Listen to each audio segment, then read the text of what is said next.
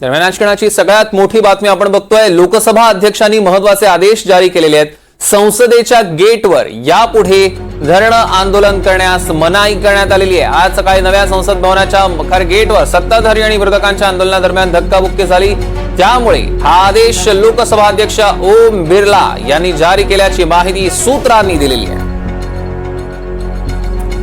धक्काबुक्कीच्या प्रकरणानंतर लोकसभा अध्यक्षांनी असे आदेश दिलेले आहेत। संसदेच्या कोणत्याही गेटवर आता आंदोलन करण्यास मनाई असेल। सकाळी घडलेल्या प्रकारानंतर लोकसभा अध्यक्ष ओम बिर्ला यांनी हे आदेश दिले आहेत। आज मखर गेटवर सकाळी धक्काबुक्की झाली आणि या सगळ्या धक्काबुक्कीच्या प्रकारानंतर लोकसभा अध्यक्षांनी हे आदेश जारी केले आहेत अशी माहिती सूत्रांनी दिली आहे।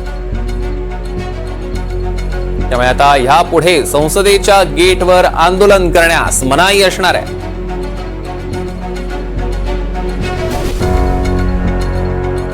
या क्षणाची सगळ्यात मोठी आणि महत्त्वाची बातमी आपण बघतोय। संसदेच्या कोणत्याही गेटवर आता आंदोलन करण्यास मनाई असेल। लोकसभा अध्यक्षांनी असे महत्त्वाचे आदेश जारी केलेले आहेत। संसदेच्या गेटवर यापुढे कोणत्याही पद्धतीचं धरणं आंदोलन करण्यास सक्त मनाई करण्यात आलेली आहे।